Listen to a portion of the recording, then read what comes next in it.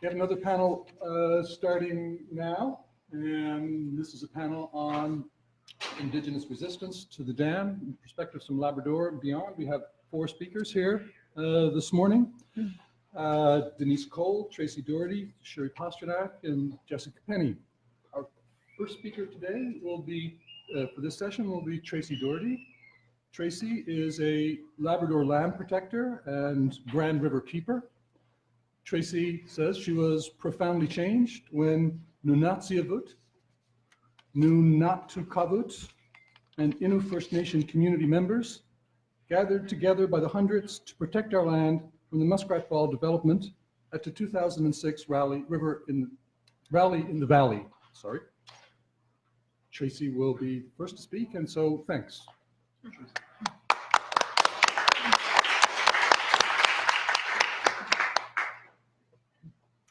Tracey Uvunga, Adili Hai, Inulisima Vunga, Gusbe Mi, Nanaga, Inulisima Yuk, Mulligan Emi, Ananatsiaga, Inulisima Yuk, Rigolet Emi.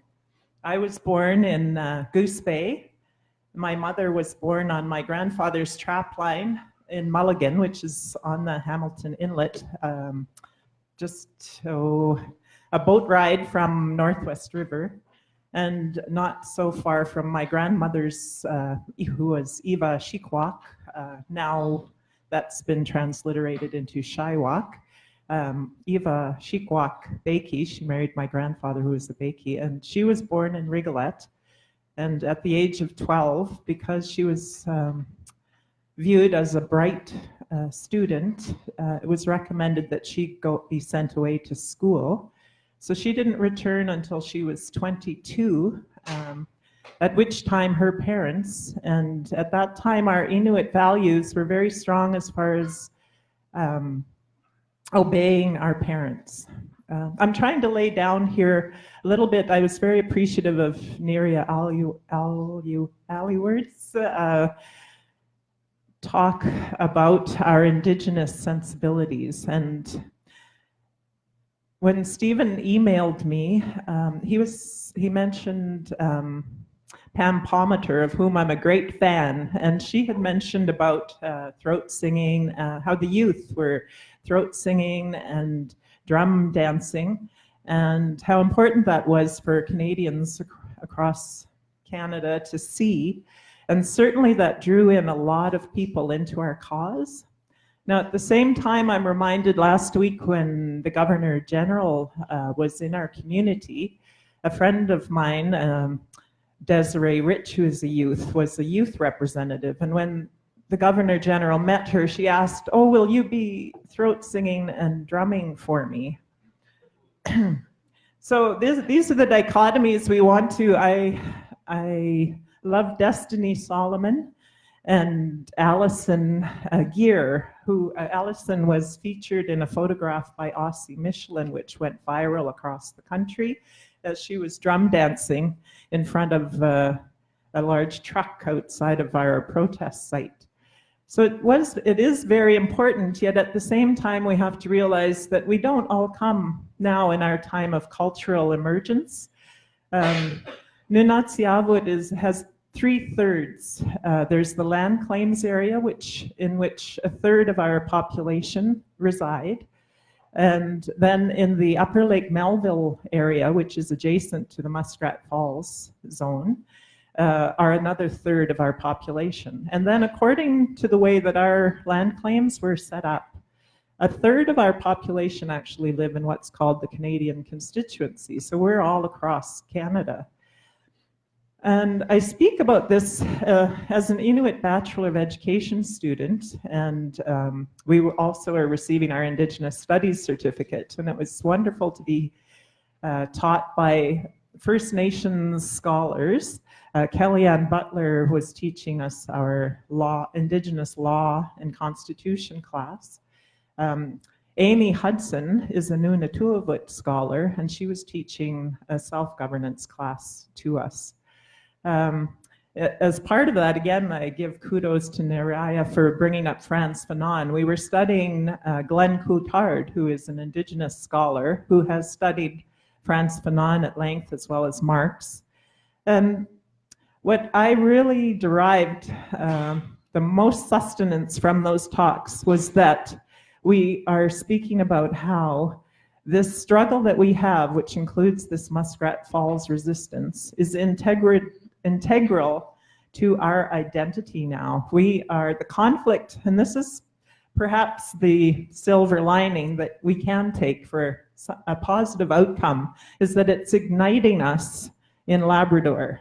A lot of it involves conflict, as I'm sure if you've been following, we've heard from Todd Russell, the president of Nunatuavut, speaking back to the Innu lawyer who is questioning the identity of our Southern Inuit in Nunatuavut. So I'm reminded, I've been playing this in my mind for some time, in this politics of recognition, which those of us who are very infused now with excitement about our identity, our identity cannot be bestowed upon us by the government, by the state of Canada, nor the province of Newfoundland. It is those ties that we have to our lands that is informing our identity, and for which we want to resist such projects as Muskrat Falls.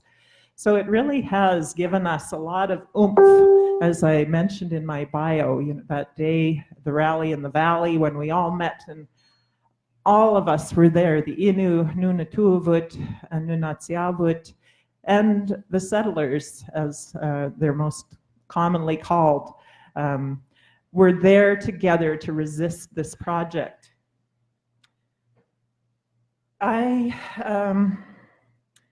Lately, while in that class that Kellyanne Butler was teaching us, we were tasked with creating a project to address our governance, our laws, our Indigenous law, and the Constitution. And Nunatsiavut has a Constitution, and at the backbone of it speaks about treasuring our land and our waters and our ice and protecting them. However, when I spoke to my peers, very few people have actually read our Constitution. And as part of my project for Kellyanne, I phoned several of the leaders who were working on that land claims agreement, as well as the lawyer who helped to put some of the phraseology together in the Constitution. So I was working through that, and then I was realizing who the people were, and I'm in an Inuit Bachelor of Education program for primary and elementary education. And these are, of course, the people that we can teach, transmit our knowledge and our excitement about our connectivity to our land and to our ancestors. So as a part of that project, it started off very dry and academic, but it ended in a creative piece. And just by way of introducing it, though, to speak about the conflicts that you're witnessing among our Indigenous groups and even among us as land protectors and Grand River keepers, we're critical of our Indigenous leadership. I'm going to come back to remembering my grandmother, Eva Shikwak, who through an arranged marriage to my grandfather. And again, this process of culturation and what we need to know is very intimate, and that's what I want you to think and feel about. It's an intimate process beyond just the economics and the academic and the intellectual lingo. I think we really have to connect too with our hearts. I visited my aunt. My mother passed away in 2013, but my oldest aunt, my mother's oldest sister, I visit her regularly, and we talk about my grandmother who ended up having mental health issues from her residential school experience and passed it on, especially to my two uncles who didn't marry. My mother and her sisters married Air Forcemen, Canadian and American. But through that arranged marriage, there were some difficulties. As in most families, we have these stories. And as I mentioned, obedience to parents was very essential. So she agreed to marry my grandfather. He was a catch because he had a good trap line and it was close to Rigolette. My grandmother was a catch because she had an education. And she never spoke about her experience being away, but I've begun to paint a picture of her experience. And the reality is, in the community of especially Happy Valley Goose Bay and in Northwest River, we have different pockets of our Nunatsiavut population. So as I was telling an Inuk student in the grade 5 class where I'm doing my internship who is in foster care, and who said to me as I was trying to encourage him, because it was very difficult to get him to do some written work in the classroom, and I was telling him, don't give up. And he said, I gave up in kindergarten, he told me. And I said, we have to survive. And I hope he heard me. I think he did. We're developing quite a relationship. Some of us in our families, in surviving, discounted our Inuit roots. And now within Nunatsiavut, we hear some disputes. I've heard some people say, well, now look at that person, you know. Now they're so proud of their Inuk status, and yet their mother or their father or their grandmother used to call us dirty schemos. These are the realities of the conflicts that we're dealing with. And I'm reminded, I'm sure it's a pulp culture sort of an icon. I've been thinking of this image, Django Unchained, the hero Jamie Foxx versus Samuel L. Jackson's sort of Uncle Tom. And so thank consciousness for the catharsis of art and film. I'm a part of coming out of that house nigger reality that we had in Nunatsiavut. And it's painful, and yet this is where we're at. And it is part of our identity formation, and it's part of the reconciliation process that is happening in our communities. So it may sound terrible that the Innu are, you know, calling out Nunatuvut and it's in the public arena, but I think it's a good thing myself. So I'm just going to read, and I hope I don't put you to sleep. Sometimes in recovery circles, when I do certain work, people say that my voice is very calming, and it could just, could do that. So this short story was called Classroom Zone of Refuge. Zone of Refuge is from an article by a Latina scholar, and I've just got to find the reference. I think her last name is Avila. And she quoted Feliciano Sanchez Chan, who's an indigenous, a Mexican indigenous scholar. And he talked about creating zones of refuge where we can be ourselves and work through some of this stuff, sometimes less in the public eye where people are so critical and discount our indigenous identity. So it's called Classroom Zone of Refuge. Miss. And I know that it is not a miss. It is a wonderful piece of insight that Shane has come across. I could say tripped upon the first image, tripped a landmine, because we are clearing out the consciousness of war and terror in the world. I am the oldest learner with the official teacher title, allowing awareness of past evils pass through with a vigilant eye for useful lessons. I want to interject too that we heard when at the height of our resistance to Muskrat Falls, my peers again in the classroom had children in the school system in Happy Valley Goose Bay.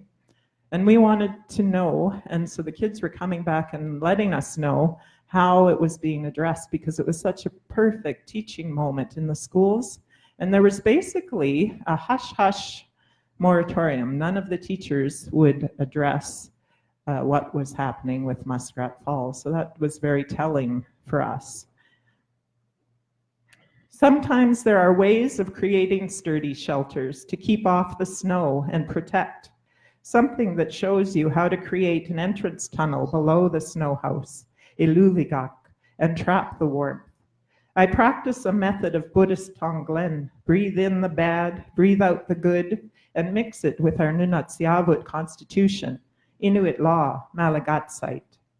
Here we have our zone of refuge, and there is play acting, which will sew memories into the fabric of our mittens and skin boots, dickies and amautit, the laughter of ancestors who knew not to think themselves brave or especially heroic or hardy. They are the stars in the heavens aligned just so in our human goodness.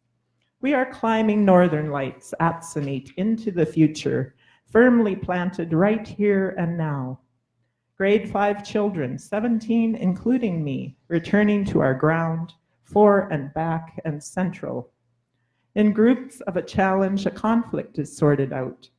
How can we win by being kind and helpful to the other?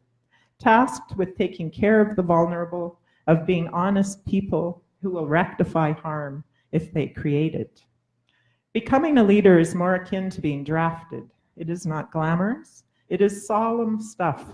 And yet we have a lesson in what would keep it lighthearted. And maybe there will be a leader joke day or blueberry pie in the face. No, brainstorming, we won't waste good food. The leader will entertain us the best they know how, maybe leg wrestle or owl hop, tell stories with the shadow of her hand, string a game, throat sing. It is good to lead and do well for everyone. We devise ways that the people can best approach the leader with community problems so that they will be heard, aired out like sheets on a clothesline in a fresh wind.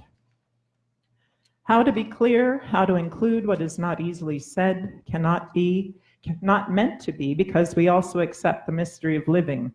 We allow for the unknown, unknowable, and that everything cannot be controlled. The best answers may be hidden in surprising places.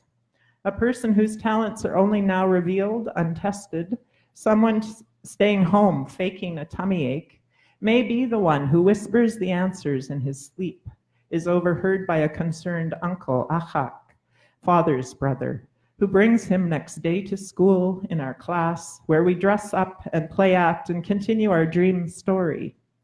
Reminded to learn the names of all our extended family members. An uncle on the mother's side is angak.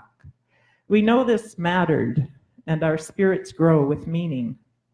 Patricia is laughing, although there is an argument, and she believes the thing is hers, and Dan is sure it is his. We all gather to see what's going on. They engage in a manner of conflict resolution that is their own, including the circle format that is like breathing now, and we don our oxygen masks in this heady space where tempers could soar. Dan sometimes is touched by the death of a relative in the most inopportune moments and hearing loss that has scorched him. We know that emotions can transport us through time and space, and suddenly we are on an alienating planet. All the children willingly go along, and Dan is grateful for the love. Respect for dissenting opinions is the inquiry lesson we live and long for.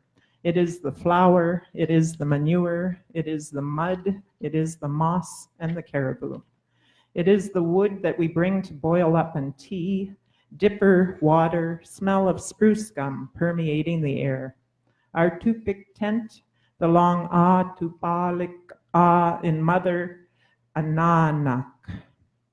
Our reward, and Janie reminds us, our travel in time, forward and back. Her grandmother's hugs are best out on the land. We discuss our health and loving the earth being healthiest. We inhale and exhale love. We breathe in the difficulties we face. We breathe out awareness that as we live caring for all around us, we are the spring birds creating nests for their young.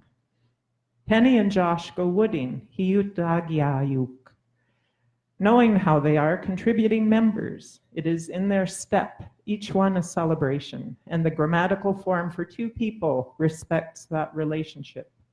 Alexander likes to sketch, and Josephina, Letitia, and Mark make the fine kamit and pualuit. These craft people teach us, even me, recalcitrant about sewing. Sharing words the best I can, the children's attention a sun catcher, reflecting and refracting the light that is densely packed in the phrases we are learning to self-govern. We each take our turn at the drum. Then Cassandra, John, Dula, and Johannes lead us in their drum dance that they've created. They also tell a math story about John's struggle and how the rhythm helped him. We are singing Labrador Mute, and Kaylee's voice does not stray from Jacob's strumming guitar fingers in the firelight. Although soon the bell will ring and students will rush down the hallways, happy next to see Ananak, Upfalu Atatak, Anak, Ama Atatatsiak.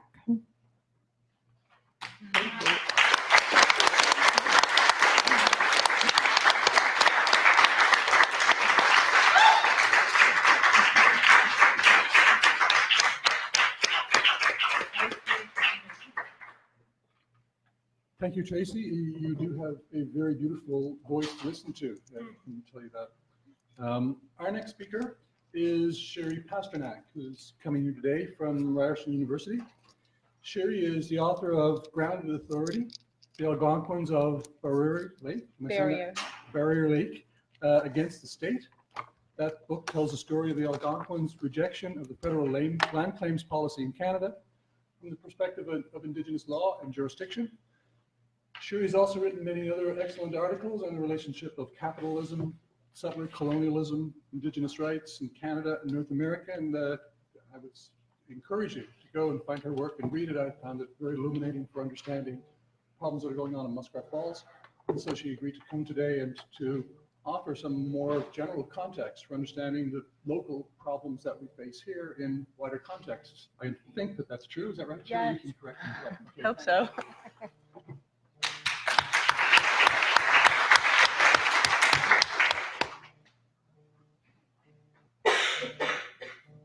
Thank you so much, Steve, for that introduction. And thank you so much to the organizers, to Lisa and Steve, for inviting me here. And Lisa mentioned there was a team of women behind this, as always, in the English and Sociology department. So I thank them for supporting our ability to travel here.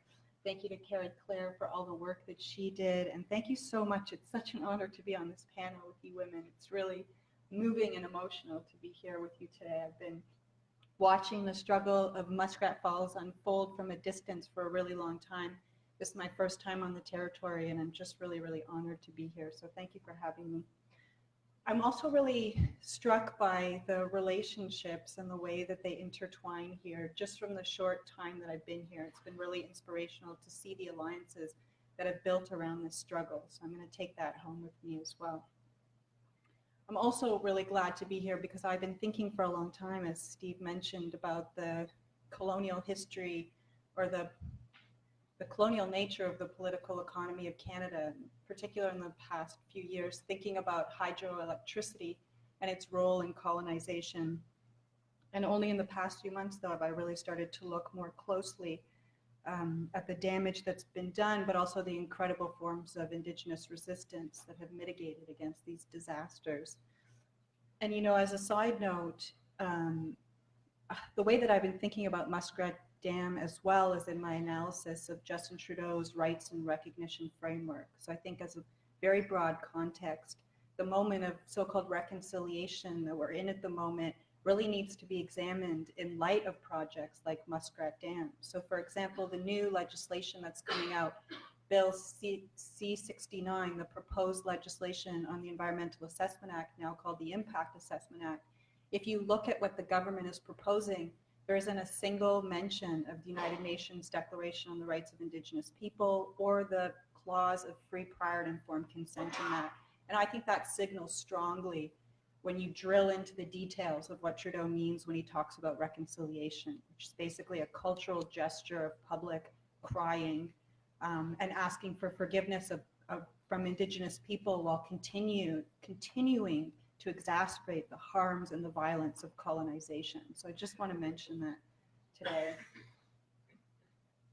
So my work is really broadly about the political economy of colonization and the way that the state seeks to secure its hold on infrastructure and on the circulation of capital. And I was thinking about this just the other day in relation to this idea of stolen land. I was teaching about John A. MacDonald and showing screenshots of how his statue has been vandalized across the country. And one of the spray painted graffiti slogans said, you know, murderer, colonizer, stolen land. And I was thinking, the difference between Canada being stolen land and other kinds of stolen objects like bicycles or paintings that can be found in a basement is that land here is hidden in plain sight. And so the way that land is dispossessed here is through rendering land inaccessible in a variety of ways to Indigenous people. And one of those ways is through the physical construction of infrastructure, like the history of railroads and pipelines and hydroelectricity and cities and towns. But there are also invisible ways that land becomes inaccessible to Indigenous people, like a kind of dense overlay of institutional authorities creating these impossible barriers for Indigenous people, such as provincial regulatory regimes, federal policies like the land claims policy, permits and licenses granted to resource companies, international trade laws that protect capital. And all of these sort of what invisible to the public eye, all of these invisible forms of barriers become incredibly clear the moment that people trespass against these lines. And that's where you see incarceration, arrest, intimidation, and pacification of resistors, including and first and foremost and historically Indigenous peoples. And most of the time, these visible and invisible forms of theft are happening simultaneously and interdependently. So this story of infrastructure like railroads and dams intersects with colonial policies of subjugation, like residential schools or reserve containment, which is very much the story of Canada.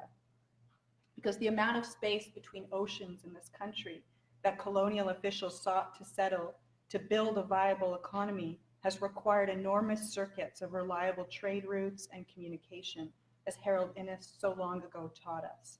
And that has required both the physical violence, but also policies of subjugation and pacification and incarceration. This resource-based economy, though, is not a thing of the past. Canada is still very much a land-based economy. As Howlett, Ramesh, and Pearl write, much of Canada's manufacturing base consists of processing resource-based commodities such as lumber, pulp and paper, and various mineral and oil-based products, and I would add hydroelectricity. In all, resource and resource-based activities generate as much as 50 cents out of every dollar produced in this country. And I would add that I'm doing just some early research with my colleague, Dr. Troy Cochrane, where we're also looking at how the so-called Big Five, the major banks in Canada, are heavily exposed to natural resources that ties in financial institutions with governments in terms of facilitating this focus on resource, the resource economy.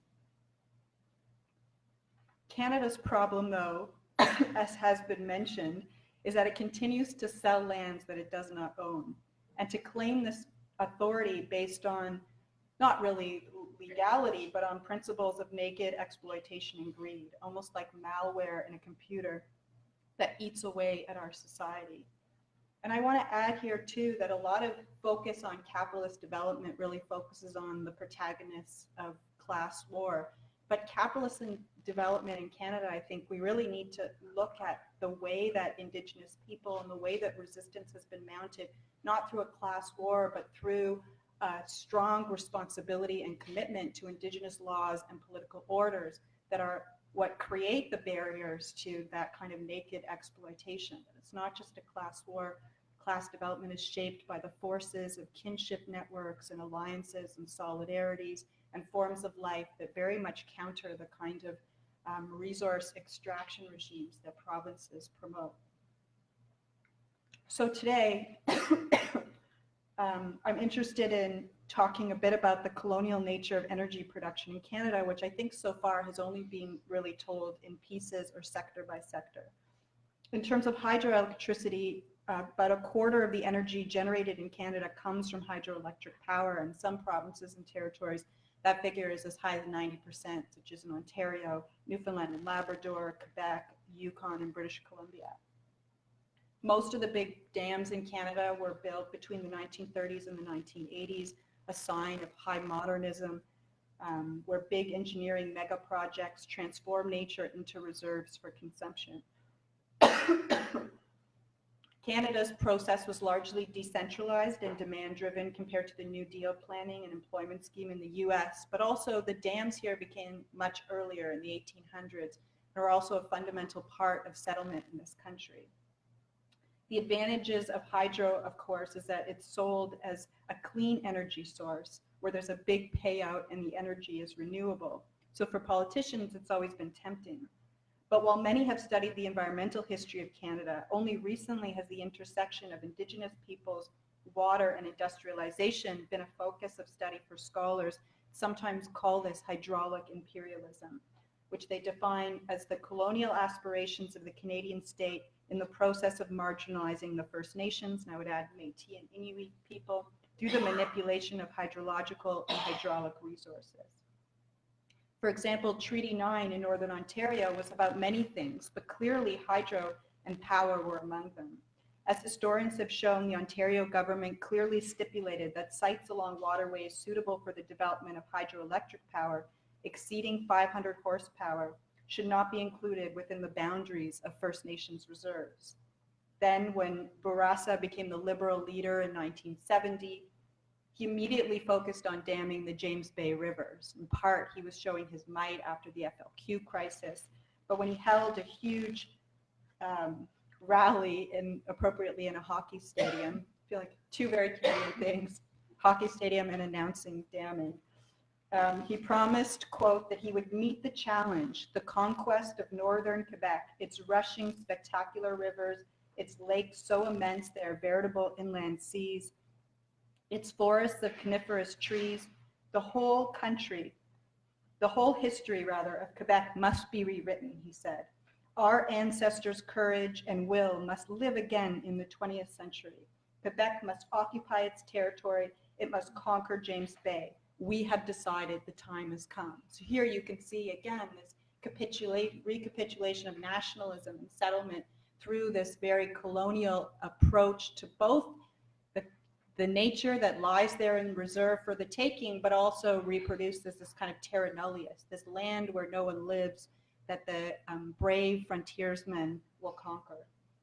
In Manitoba, Shoal Lake 40, a First Nation located about 130 kilometers east of Winnipeg, is on a peninsula, and construction of Winnipeg's aqueduct in 1919 cut the community off from the mainland, effectively making it into an island, accessible only by boat in the summer and by ice road in the winter. Despite being a sacrifice zone essentially for Winnipeg's drinking water, Shoal Lake 40 has been under drinking water advisories since 1998. The lack of the all-season road access made it prohibitively expensive for the community to build a water treatment plant. And Manitoba Hydro in general has been a huge force of colonization in terms of flooding northern Manitoba communities in order to produce hydro for export. Hydro isn't just a product that supplies energy to Canadian citizens or for export. It also has really powered industrialization in Canada. For example, in northern BC, towns would spring up that were fueled or powered rather by hydroelectricity that became major lumber towns that created a whole labor economy in rural British Columbia. In 30 years, for example, the town of Mckenzie grew from a town of 300 to 6,500 people, where 60% of the labor force worked in forestry producing wood products, valued at $540 million a year, and contributing $100 million to federal and provincial coffers. So of course, this is a complicated labor question as well. And the jobs offered to people in the resource industry and these boom and bust economies has been critical for non-Indigenous communities and Indigenous communities where in the cases where they've been included, but it also for politicians is a boom in terms of offering employment and accruing these resource revenues. But also, though, it's important to note that we also have the most amazing consultation process in Canadian history undertaken regarding energy infrastructure and Indigenous people, which was the Mckenzie Valley Pipeline Inquiry led by John Berger in the mid-1970s. And Berger really did things differently. He took an entire year to fundraise enough money to undertake a proper consultation with Indigenous people. He offered to meet with anyone for as long as they wanted and to listen to them, talk about their concerns. Excuse me. He would go to ceremonies, he would go to elders' homes and sit with them. And he also consulted in southern cities, raising awareness about the issue and getting the country invested in this question. In fact, when the first volume of the Berger inquiry came out, it was a national bestseller. The failures to do these kinds of consultations also has abundant results in terms of financial and investment risks that governments incur. And we have two new precedents that really show this to be true. And one is the recent precedent set by the Yamatoon First Nation in Northern Ontario. And the second, of course, is the Trans Mountain decision that found that inadequate consultation with Indigenous peoples led to the court to decide to quash the approval for the Trans Mountain project, which is also one of these huge mega projects that cost into the billions of dollars.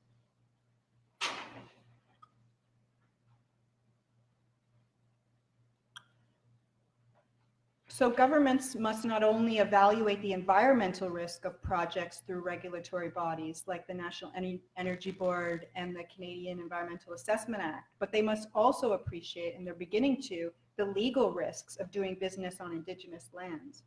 And in my own research, doing access to information requests and looking at the risk analysis that Indian Affairs does, I found that legal risk is not only emphasized, but also the forms of mitigation are, chief among which is the objective to transform assertions of rights into capture within policy frameworks. Indian Affairs has a very interesting euphemism for this called a non-rights-based approach. That's what they call the policy framework, which is a very, very interesting euphemism because in a sense it's ignoring the legal precedents that protect Aboriginal and treaty rights as the preferred policy framework for Indian Affairs, the non-rights-based approach. So the problem is the rights of Indigenous people, but it also remains the geography of Indigenous lands. The colonial strategy behind the geographic dispersion of reserve lands was to weaken Indigenous economies and land defense. This was also the strategy for the disenfranchisement of Indigenous women from their communities through the Indian Act that led an outmigration of thousands of people into cities where Indigenous identity has been challenged but not lost by the separation from homelands, and also continues to provide a strong base of resistance. Reserves were also a strategy of spatial containment to isolate Indigenous peoples to prevent united political action and to remove obstacles to white settlement and commercial interests. Today, the reserve system constitutes what Rob Nichols calls an archipelago of spatial containment that physically separates First Nations from Canadians, but also spatially differentiates their respective rights according to their relative access and relationship or their proximity and compliance to resources and infrastructure. So when Indigenous peoples disrupt development or commodity flows, security responses by the state and law enforcement expose the way a space like the reserve or like a village settlement form part of the carceral state by providing a solution to that which exceeds state control via a spatial reorganization of populations from their lands into prisons.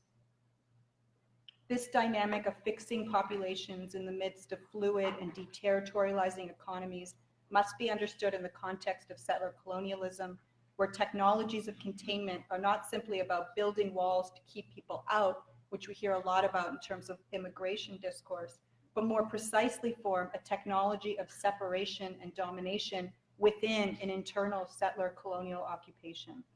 The reserve prison circuitry is primarily about securing territorial jurisdiction where the state claims sovereignty but cannot exercise effective control. And I just really want to offer my gratitude and respect to the Labrador land protectors for putting their bodies on the line in this context and for undertaking this kind of very intense forms of pacification. I don't want to take up too much more time, so I'll just kind of summarize these arguments. So the kind of security infrastructure that's grown up around this need to secure these vital sites of extraction has been dubbed critical infrastructure, and there's a critical infrastructure secretariat that's been created that has relationships to CSIS, to the RCMP, to NRCan, to Transport Canada, to border services. It's a multi-departmental approach to securing infrastructure. And there's a central concern and command for the RCMP in particular for policing Indigenous protest, especially as it unfolds through what they call criminal acts committed, including, quote, the blocking of major critical infrastructure such as railways and major highways. And two of the major critical infrastructure sectors prioritized are around energy and transportation, places in which Indigenous people have made their presence felt when all other democratic channels have been closed. So for example, on January 5th alone, you can see the power of Indigenous people to block these circulations of power. During the height of the Idle No More movement, on this one day alone, January 5th, 2013, these protests included 5 border crossing blockades, that's between the US and Canada, which is unprecedented as far as I know in Canadian history, bridge blockades, rail line disruptions spanning the country. The railway blockades included Aamjiwnaang First Nation near Sarnia, Ontario, the Mi'kmaq from Listugush First Nation who blocked the railway in Quebec for several weeks. I'll end here by saying something that's new about this strategic shift.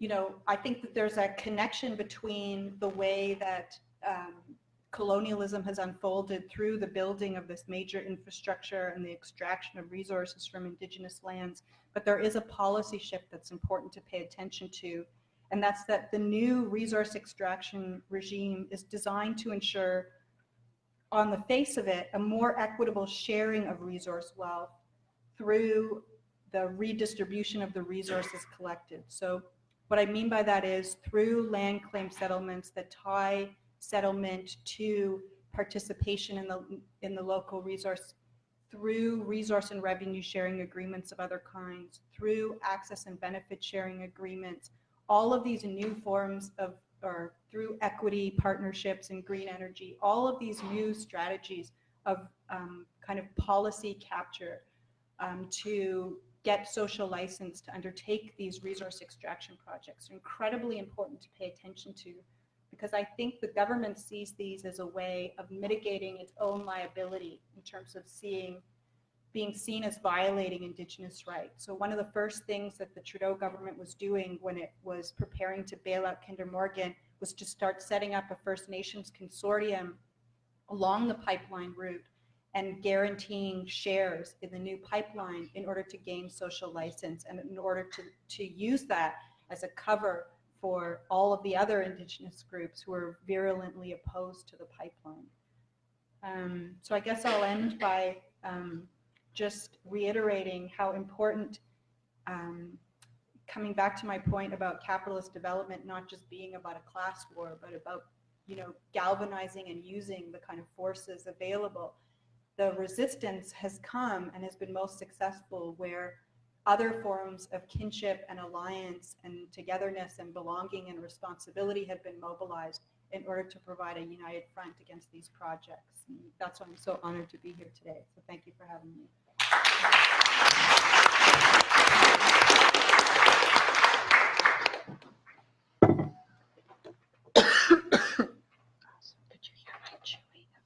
Thank you, Shiri. Our next speaker now is Jessica Penney.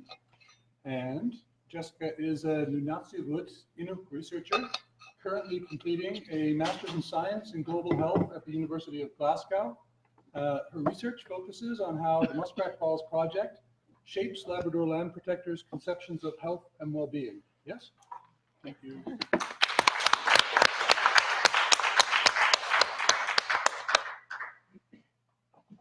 Can you hear me okay? Can I get a thumbs up?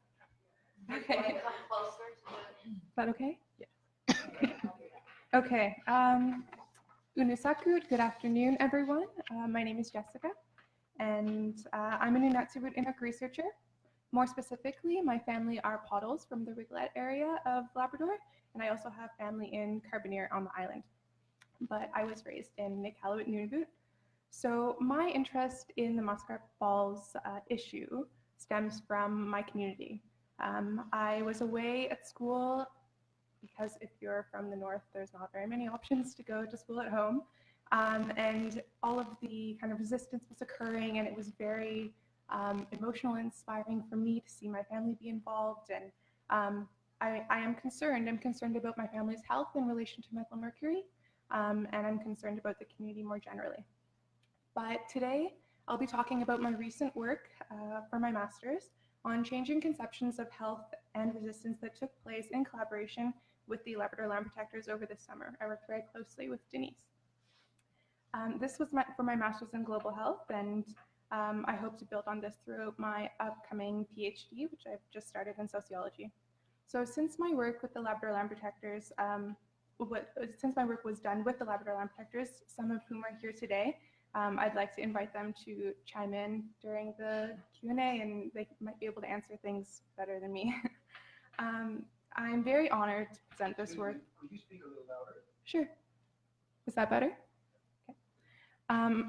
Since my work is very preliminary, I only submitted my dissertation a few weeks ago. I'd really appreciate any feedback or insights that anyone might have. So just to give a bit of a structure to this talk, I'll first talk about the background to my work, then go into my research approach, which uses Indigenous research methods. Then I'll describe what I did and how.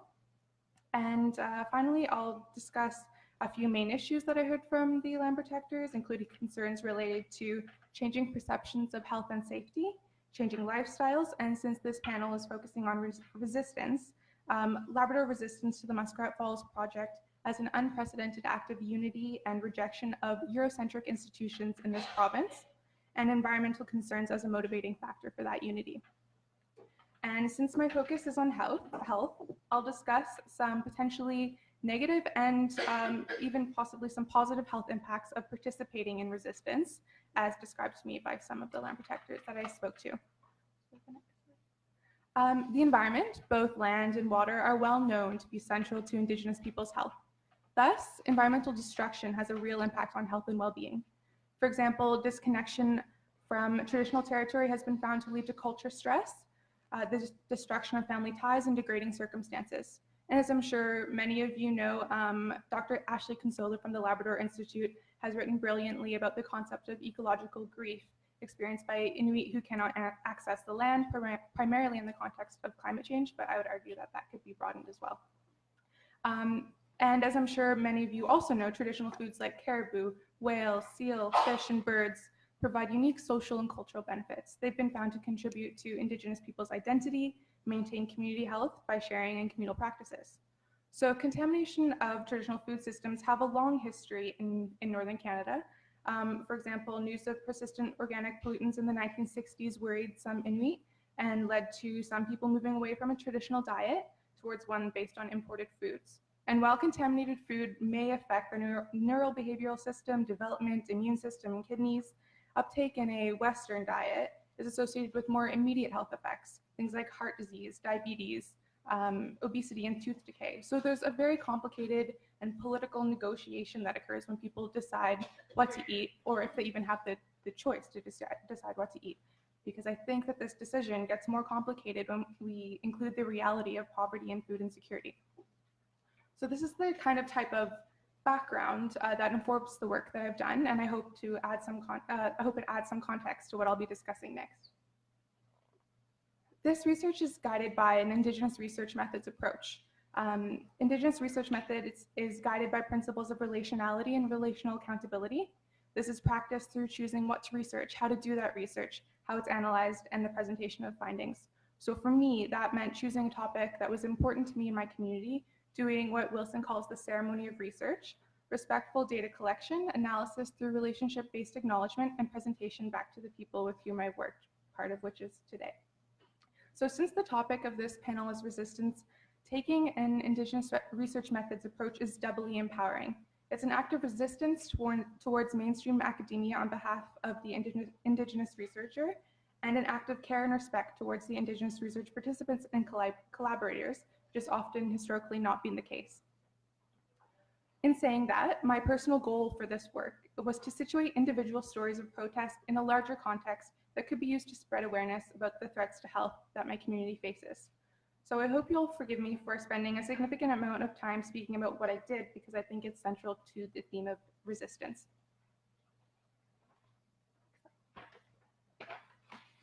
So how did I do this? I was in Goose Bay over the summer in June and July, during which I interviewed 13 Labrador land protectors. Of these, 11 self-identified as Indigenous. In interviews, they explained to me how and why they became involved. They told me why the Muskrat Falls project was important to them, how it affected their life, and how they anticipated it affecting their life in the future. Participants were asked about any activities they participate in that could be affected and their overall experience of being a land protector. The option for names to be given was used in line with the Indigenous research method's value of reciprocity and accountability, since I do not claim ownership over people's stories and wanted to give people the option to be given credit for the knowledge that they shared with me. All participants except one asked that I use their name, so you will see some names. We also held a sharing circle with the purpose of giving everyone in attendance the opportunity to speak and share uninterrupted. After each interview and the sharing circle, a beaded sealskin pin made by me was given to each person, so there's a photo there. First, the materials have significance, as seals are threatened by methylmercury contamination. The beads that were used to line the pin are the colors of the Labrador flag. And the practice of sewing and craft making is a strong Labrador and Indigenous tradition, including for many women in my family. Finally, beading, a repetitive action, allowed me the opportunity to reflect on the personal nature of the research and my gratitude for participants being willing to speak with me. Now, I'll briefly discuss the first two findings, since I want to dedicate more time towards the topic of resistance. It was repeatedly brought up to me that worries about mercury contamination, as well as fears about the North Spur breaking, have led people to fear for their health in a way they never did before. For example, Jim, who I'm sure some of you know, told me, "It's put what was a secure food supply in question, and that's a psychological factor that you now have to overcome. You either ignore it or try to tone down your expectations of the proteins you're getting from it. That becomes a question. So yes, that's the impact of that in my world. Changes your perception of the safety that is gone." I think that this is really telling in that it succinctly explains how long-established beliefs about what's healthy and confidence in food sources is changing due to the Muskrat Falls project. I think this is worrying on multiple levels from a nutritional intake perspective, but there are also believed to be physiological effects of distress, including between stress and depression and cardiovascular disease, upper respiratory tract infections, asthma, autoimmune disease, and wound healing. I think these are important considerations for community health and well-being moving forward. Okay. The next issue I'd like to discuss is that of changing lifestyles, particularly changes associated with diet and food gathering.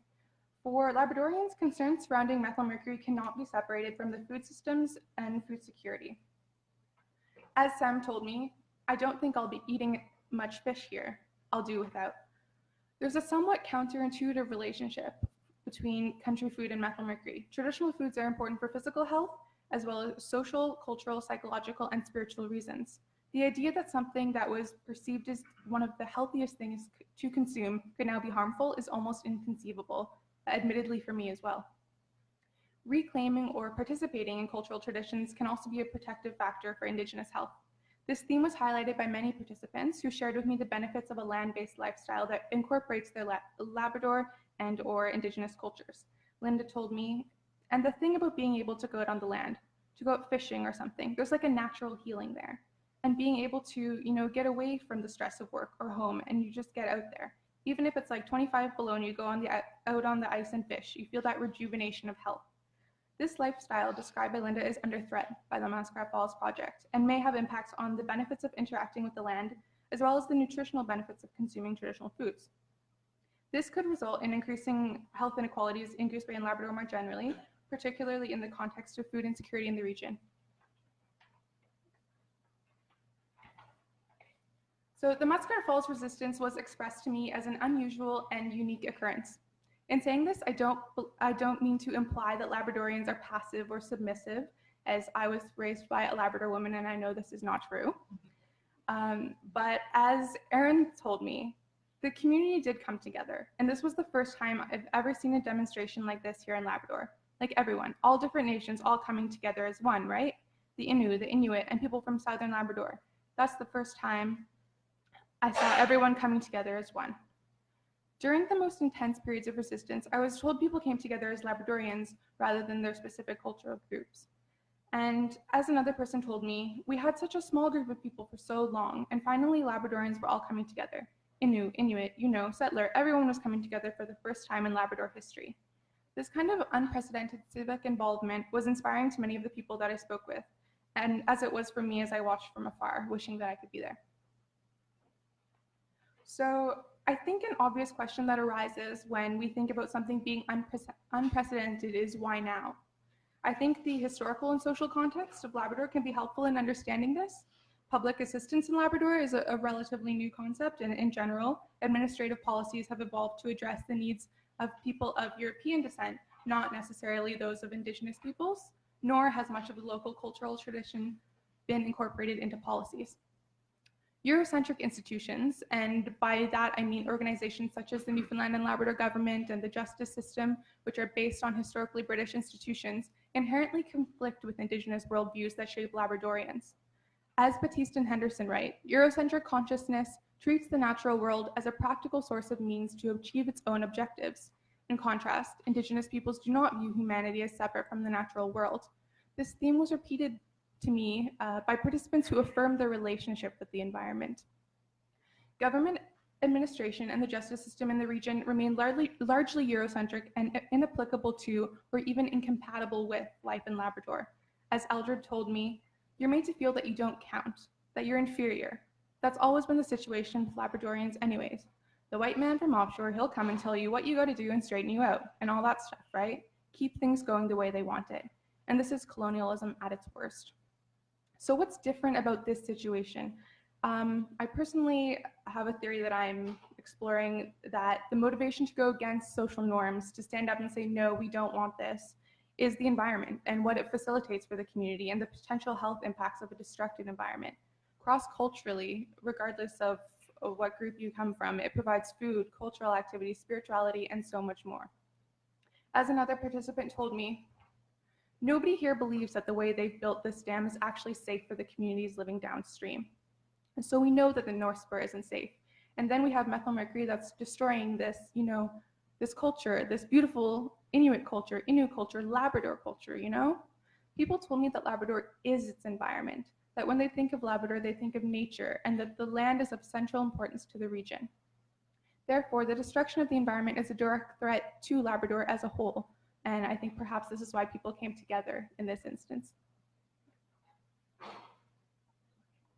I am particularly interested in understanding how participating in resistance impacts health, as it was expressed to me as an all-consuming activity.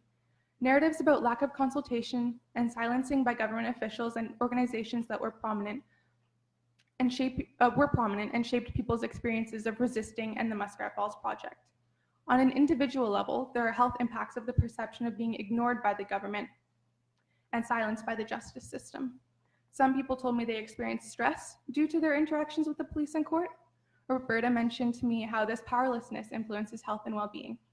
I don't think it's healthy for us to all feel like we're being stepped on all the time. I don't think it's healthy for us to have no say in anything that goes on in our home, the place we care about. I agree. And this is backed up by existing literature on how politics influence health. Feeling ignored by the government can affect psychosocial health, and socioeconomic position may also be affected by people not being able to afford, or people not being afforded the same economic opportunities as those with more power and influence. Next slide. Many people spoke about the health impacts of being a Labrador land protector, including the stress of participation, of being arrested, of strained relationships. But to end on perhaps a slightly more optimistic note, it was also expressed to me that the community of land protectors is supportive and provides purpose. Denise told me, knowing I'm walking a good path, it does, it helps. And Marjorie said, But how do I say this? The stay in jail itself was not traumatic for me at all, and anywhere near that. And I knew I had to do this. I had to make this statement that I would stay here in jail to make my point. And I felt empowered by that, I suppose, all the way through. I suspect that despite the negative reasons for having to participate in resistance, that participating may maintain personal health as it's representative of the reciprocal relationship between the environment's health and the health of human beings. So thank you very much for your attention. I look forward to answering any questions and learning from your insights.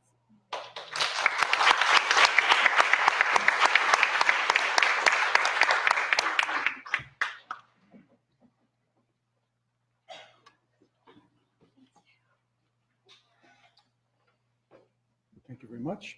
Our last speaker this morning now is Denise Cole.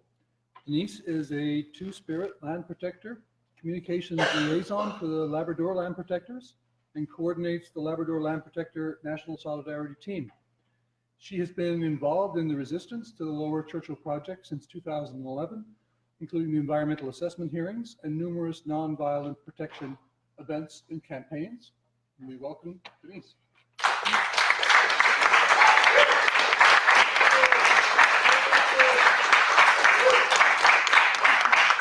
You humble me. Thank you.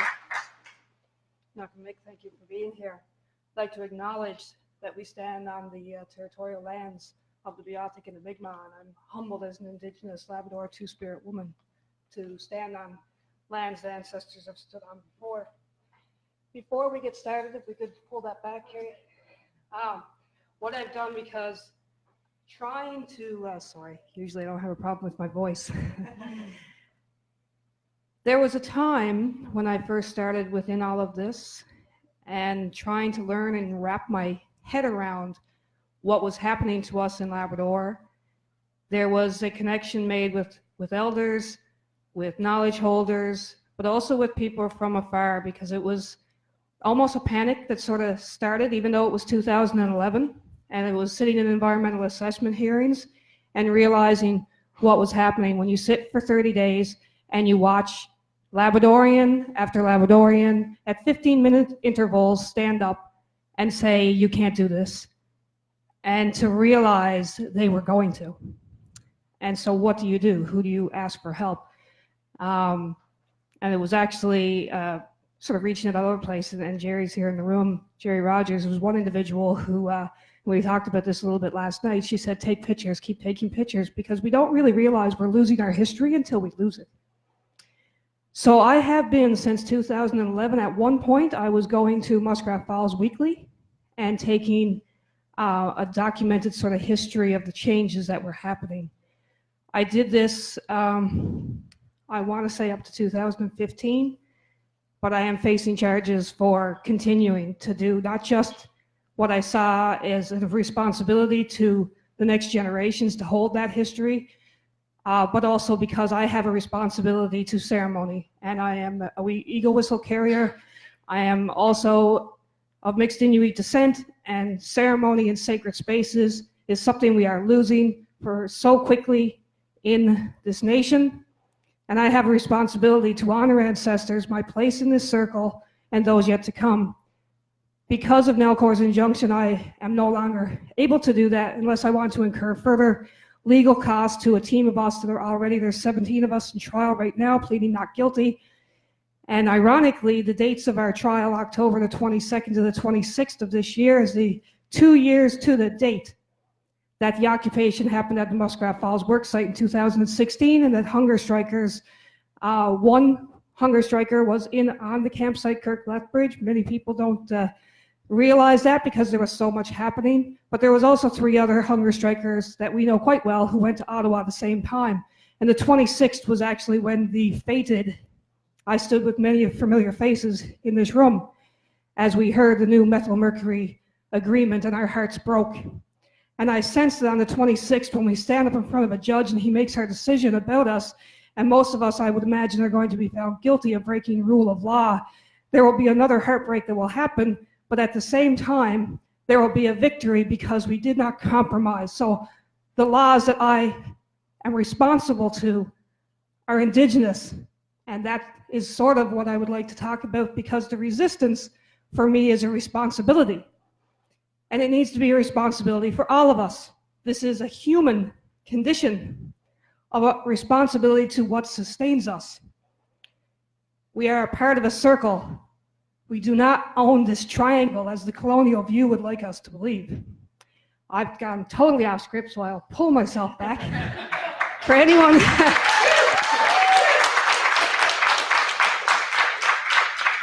So what I have done, some of these pictures have not ever been seen. These are pictures, my personal pictures. Some of them are popular ones where I wasn't there, the photographer, but they are being shared nonetheless. And what I want us to think about, what I want us to think about, because I'm going to throw out a whole bunch of words, so it's not going to be, most of you have heard me speak before, and I'm preaching to a choir here. But what I would also like to do is to inspire us to think about, from the second that we started last night, we have been in ceremony and we continue to be in ceremony. I got up this morning and I worked with my medicines and I said my prayers about what this is all about and how do we wake up beyond what's in this room. And I hope it's the live stream. I hope that thing is going mad over there, because we need people to pay attention. If you think of, for example, when the Land Protectors held a sharing circle with Dwight Ball and the 4 Labrador MHAs, we had over 20,000 views within the first week. There is a power. That's why I took on communications, because there's a power in how we find our bigger circle. So what I want you to consider as you see these pictures, I want you to ask yourself the question, what is ceremony? And then what is destruction?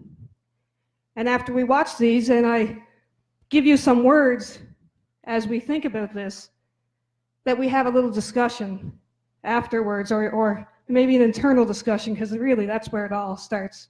You know, all of us had to make a decision at some point to what will be our place within this story. And that is what we're doing, is writing a story. So now we can start. Fire and water. I'm Two-Spirit. This is what I resonate with. The resistance, the pride that comes into this, that resiliency, the peace in the face of chaos, the land protection, the prayer, the medicines, the children, the smudging, the solidarity, the people who become family, the elders, the youth, the hunger strikers, the beauty of nature, being on the land, the circle, seals, our culture. Muskrat Falls is still a place of ceremony.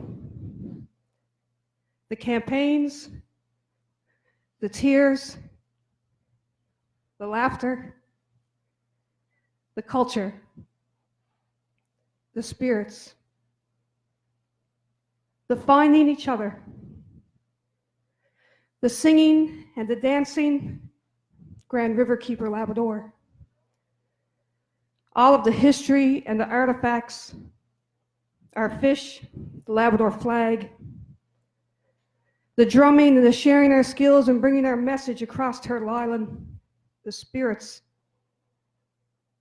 the art, the research, the canoeing, the journalism, the being on the water, my brother, my journey, my sobriety, finding love, the seasons, the trees and the berries and life everywhere, animals, prayer ribbons, ancestors, the walking and the walks, our heroes and our mentors, the sacred fires, the offerings to the land and to the water, the food, the music, the signage, the day and night, sun and moon on that river, the chants, the friends of Grand River, our Kudliks, the solidarity with Labrador, The vigils, the tents, the campouts, the pipe trees, the pipe ceremonies, the ice and the water, the caribou, the tea and the boil-ups, Mother Nature and sharing circles, the peaceful actions, the snowshoeing, the generations, our traditional foods. These things to me are ceremony. This is the North Spur before they gutted it.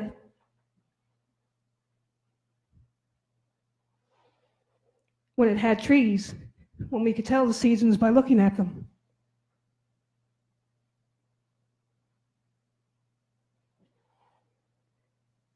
So what is the destruction? It's the stripping of our land. It's the putting the concrete in the veins of Mother Earth. The RCMP, their forces, their intimidation, showing up at our doorsteps, waking up blood trauma, making it about the jobs. Experts who validate our very demise. The construction in a place of history, the business, the wealth over health, megadams. Seals and other animals being poisoned, the threats to our fish and to our ducks and to our geese, to all of the animals of the river, the ones that we eat and the ones that we just value.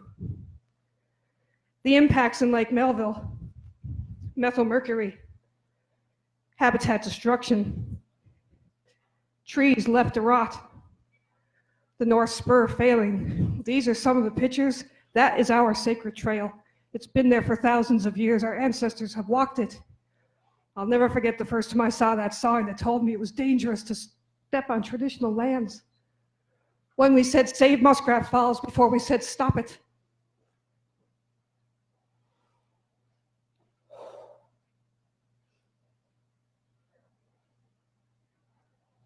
Some people say, where were they all to? Why weren't we doing things before 2016? We were. And so were our ancestors before us. This is ceremony on a piece of the North Spur that no longer exists. That was at Muskrat Falls Lookout. These are trees that were on the North Spur. A fire at the nighttime on the riverbank. The first camp out in what's now called Peace Camp was 2013. Watching the death of sacred space, knowing our history is considered a Newfoundland warehouse of resources. The divides between Newfoundland and Labrador, the flooding, our inability to protect Mother Earth, our helplessness. Now we have flood zones. We have warning signs telling us to stay out. This was the first time when I walked and dropped to my knees and sobbed when I saw my ancestors and other ancestors of people of Labrador, their culture just dug up and made into. This is what happens when you feel your culture being torn away from you. So the cultural genocide, the being ignored by our own leaders in our government, Nelcor's injunction of 2013 and 2016, strangers allowed on our lands, but if we stepped there, we would be arrested. The colonialism, the towers and the lines, the silence of doing nothing, the destruction of our past.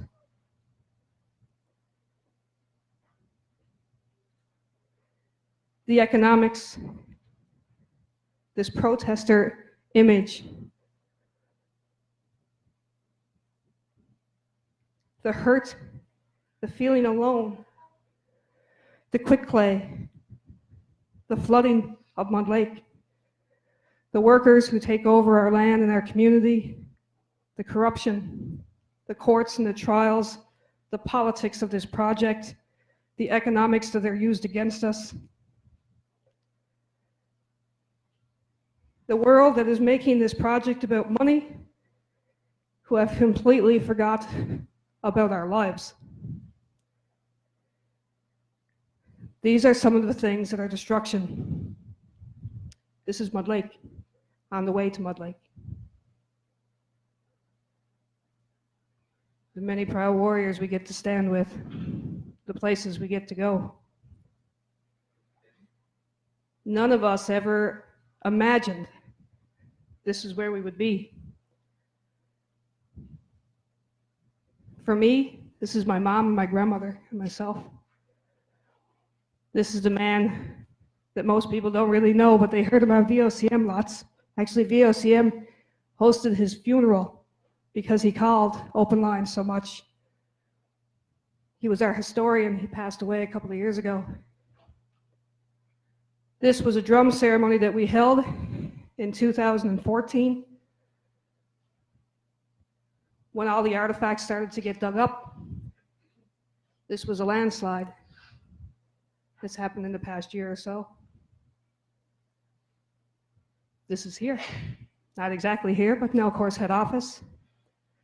I had never in my life, and most of us had not, ever had to stand in line and look RCMP in the face like that. This is one of the pictures they'll use as evidence against me. This was the last vigil walk that I got to be a part of in 2015, before it was illegal for me to step on those grounds. One of the things we have constantly said is that when we bring our medicines, and when we bring our drums, and when we bring our culture, they can no longer say that we are protesting. What we are doing is active ceremony. That's my feeling and belief of it. That picture of me on the rock, and this one, these are offering prayers to the trees, offering medicines to the falls, and begging forgiveness for what I was unable to do. And being reminded by those same spirits that we still walk the path and we do what we can.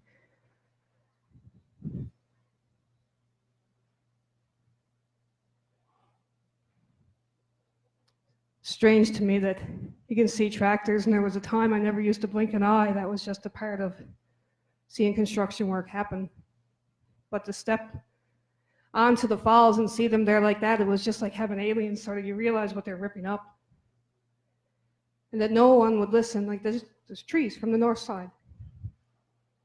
Places we used to go snowshoeing, places that for generations have walked these places. So when you see their pictures that Nelcor puts out of their progress reports, I want you to remember these pictures. This was Dennis Burden, who chopped into the Nelcor hydro pole, and they made it sound like he had put everybody at risk.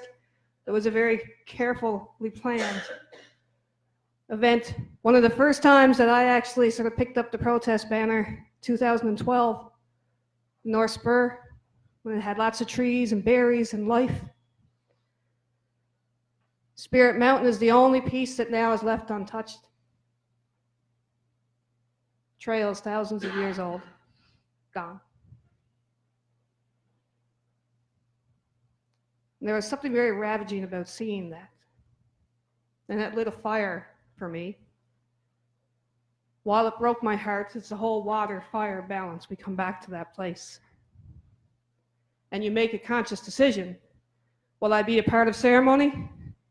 Will I be a part of destruction? This is the traditional trail. This is Nelcor's trail. All of that is gone. They found artifacts over 3,000 years old. They found between the north and south side over 70,000 artifacts, over 60 campsites and intertwined trail systems of multiple cultures, of all Labrador Indigenous cultures, including settler cultures, the Hudson Bay Company. All of it is gone. And not once did governments stand up and say, Indigenous governments included, this should be a World Heritage Site for the amount of history that's here. But let me remind you, they found one gravesite of a Basque whaler's child in Red Bay, and it's a UNESCO World Heritage Site today. We got excited when satellites found a Viking village. That was happening at the same time that they were tearing apart our history. That didn't make the news. And this is what, when we talk Indigenous resistance, please don't confuse. This is human resistance. Do not leave this just to us. Stand with us, be a part of the circle, because that's what we all are. I don't look at these pictures and see who's an Inuk and who's an Innu and who's a Labradorian. I see humans who understand their place in history and their responsibility to Mother Earth. These are people who have become family, friends, loved ones. This has been our life's work, but we have never intended it to be so. I would much rather be in my canoe. I would rather much sit right there by the falls. People say to me, Muskrat Falls is gone. No, she's not. She's underwater. We just can't hear her anymore. And it's our job to free her. That canoe on that river, same river that my brother drowned in, I went and did my first 24-hour fast and did ceremony. It was my elder, Kirk Lethbridge, who took me. I still go back to that place as long as I can go back to that place. But Muskrat Falls, I can't ever go back there until they decide they're finished with it. But I say, we're not finished with it.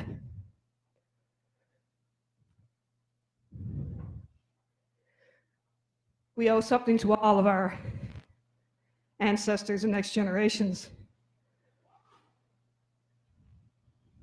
These are all rallies and events that happened well before 2016.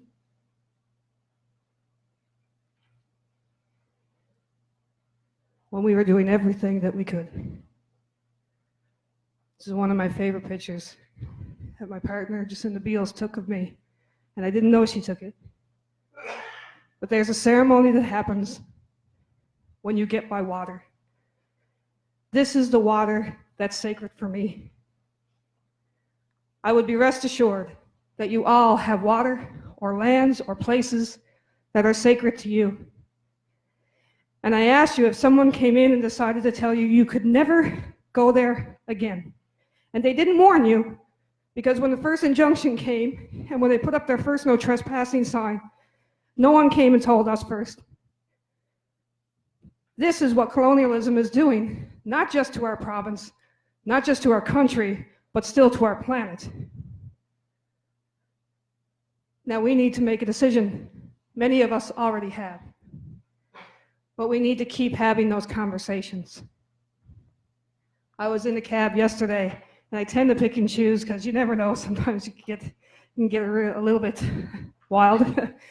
But he asked me why I was in town, and so I told him, and that led to about a 10-minute conversation where we stayed sitting in the cab outside the hotel, and he thanked me and he said, I'm so sorry that I haven't been able to do anything. And I reminded him, in this 10 minutes you just sat and shared energy with me, you did. So whether it's big or small, we make a choice. Will your story be of ceremony, or will your story be of destruction? Thank you.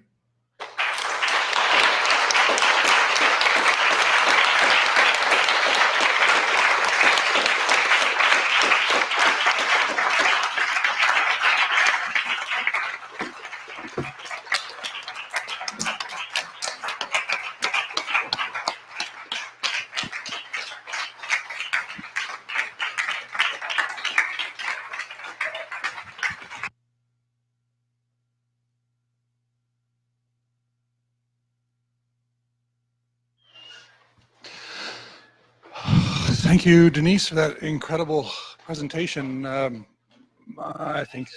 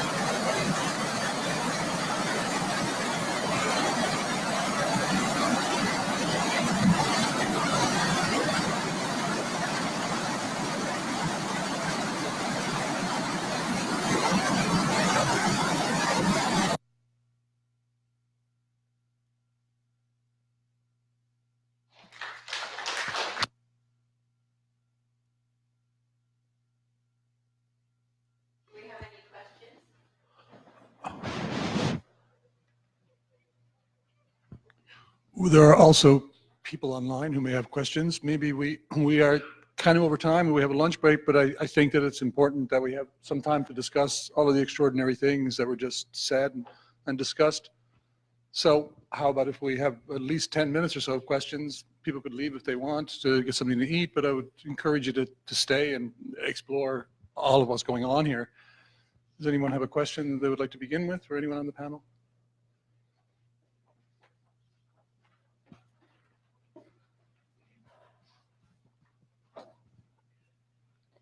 Hi, that was a very powerful hour and a half listening to you all, and thank you very much. And this morning I listened to the panel on the economy online. I didn't come in.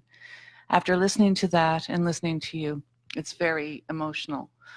And I think my question is, what can we living in Newfoundland do pragmatically to help? Because everything seems done. Like after listening to Steve's address and then listening to yours, I feel overwhelmed. And what can we do for you here, pragmatically, in support?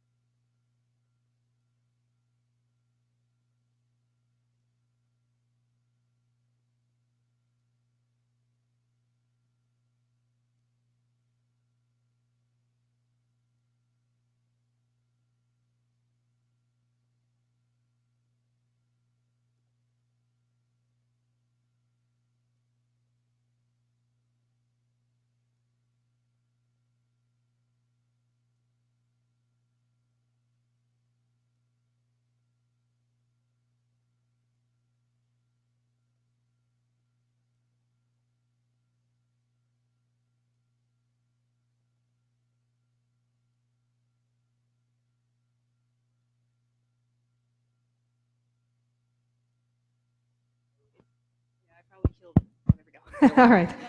I think what we've all been doing, we continue doing. We never believe the hype that it's too late or that it's over. I think we remember that we are in a province full of mega dreams in our government that are going to be mega nightmares for all of us. So we need to get engaged and get involved and say, okay, no, we are going to no longer say we have no control here. Things always go this way. Unfortunately, what that kind of means is we're going to have to get active in our politics. And I'm a spiritual person, but I'm learning that I can no longer depend on decision makers who are put there by business people to make decisions for us. And we have to figure out a way to re-engage so that people vote and that people get involved. That's in a bigger systemic level, I think. I think we look at ourselves as artists or guardians, or we look at everyday things we're doing, but also how do we create larger messages? I mean, there's nothing special about me. I'm a part of a circle. I understand I'm a small but important part of a circle. So we do everything that we can, and we learn from those who know more than we do, and we teach those who we can't. Like, so it's seeing ourselves as part of a circle, I think. That's sort of my humble advice, is that we do whatever we think we can. If we have a calling to do something, trust those instincts. Don't listen to the colonial capitalist garbage that tells us we can't. Take it back, reclaim our spaces.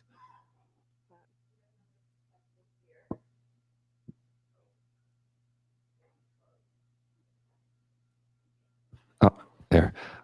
I'd like to join the previous questioner in just thanking you guys for a phenomenal presentation, each and every one of you. It was so personal, so profound, so deeply felt. I guess my question is a simple one. Having listened to the panel that preceded this one, which was largely about the numbers and the legacy, and which kind of left us, I guess, all in a feeling of despair, because it all seems so inevitable. And then to come to this panel, which is informed from such a different place, and oddly, I think was inspiring. Your insights are relatively new to a problem that is very old, and I'm wondering how do we bring this panel's contribution to the previous questions? How do we marry what you bring, which is so valuable and so healing and so corrective, to what preceded it in terms of economic analysis?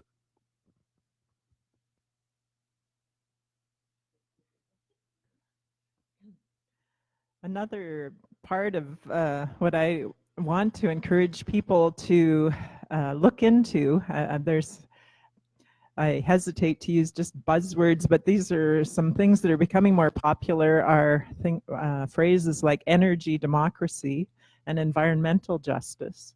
Our symposium, a similar symposium that was held last fall or rather in February, in Happy Valley Goose Bay, we had some speakers who had studied the Site C project and definitively proved that, you know, the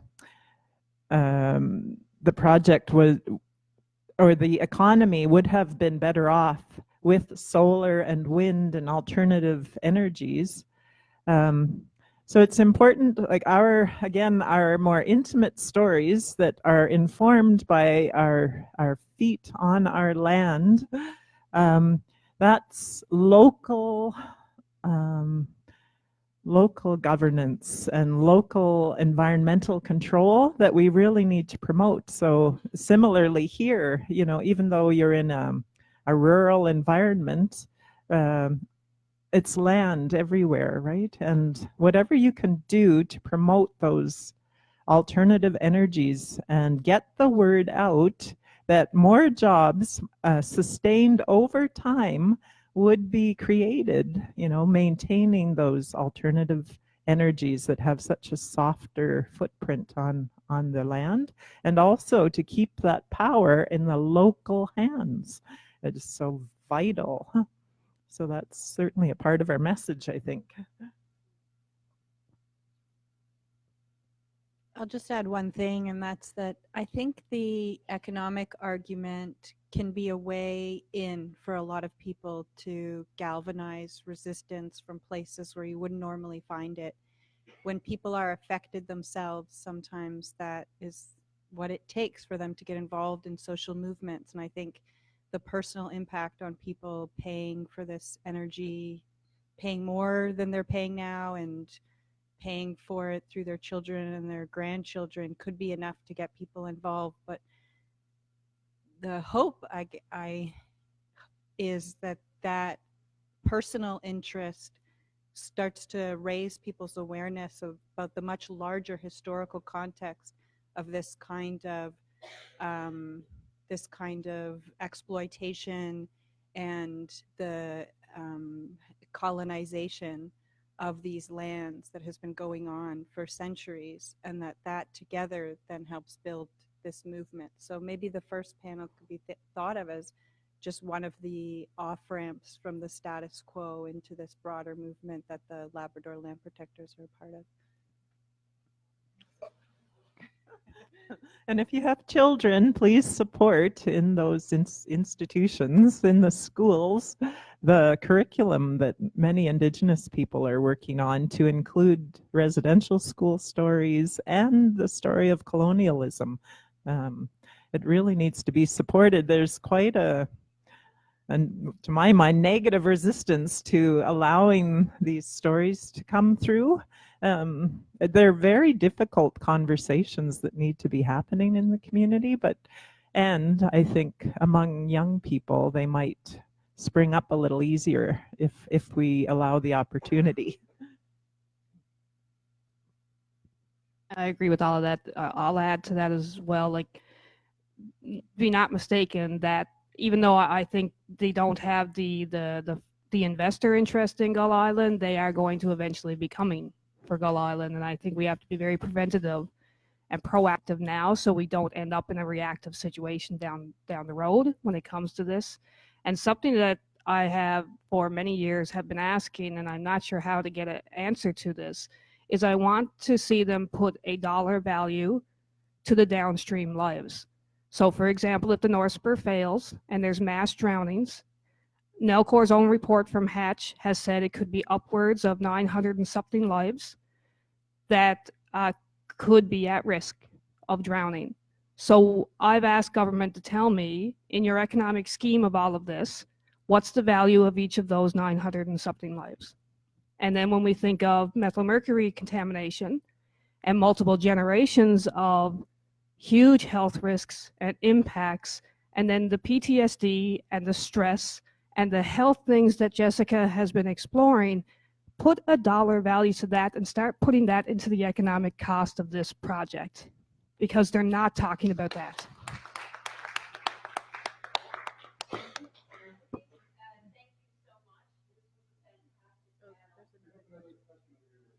Oh, okay. Go ahead. It's not a question, but it's actually an invitation to the person who wanted to do more. And Denise kind of stole my thunder, but that's okay. She's good at that. But I just wanted you to know that we have reports that Johnson's Construction has 10 people already resurfacing the landing strip at Gull Island, which means something is going on behind the scenes that we don't know about. And if they're resurfacing the landing strip at Gull Island in order to be able to handle a DC-8 or a DC-3, anyway, some kind of aircraft, then they have plans. And the other thing I'd like to mention that Denise just came up with was the valuing the ecosystems. Back in 2010, I reached out to Dr. Murray Rudd, who was with Memorial University in Corner Brook, Grenfell. And he did a presentation for us and did a part of a study, what he could afford to do for the amount of money that we had at the time, on valuing ecosystems and about how you could value, like Denise said, how you can value the loss of salmon, the loss of habitat, the loss of the whole valuing system.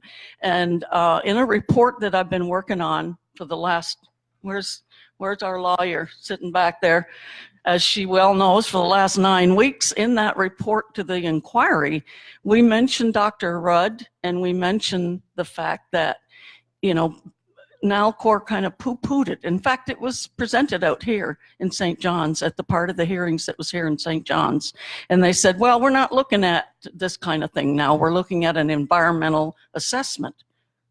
Well, in our view, an environmental assessment should be including all the externalities that happen to the environment with any project. So that's all I have to say. And I have a little bit of information for you this afternoon, just to entice you to come back, on some new studies that have come out. Not new, actually, but new to us. And you're going to be very interested in about what's happening with fish stocks around the world, and in the Gulf of Maine, and in the Gulf of St. Lawrence, and in Newfoundland. Thank you. So as Roberta said, we have two fantastic panels this afternoon. We're taking a lunch break. I want to ask the speakers, all the speakers who have been on any panel, you're welcome to come up to the 4th floor where you will be fed. And for the rest of you, there's some lovely food outside and still some coffee, and I look forward to seeing you in the afternoon. Thank you so at much. 2:15. We're coming back. The next session begins at 2:15. And thank you to all of our panelists. Yes.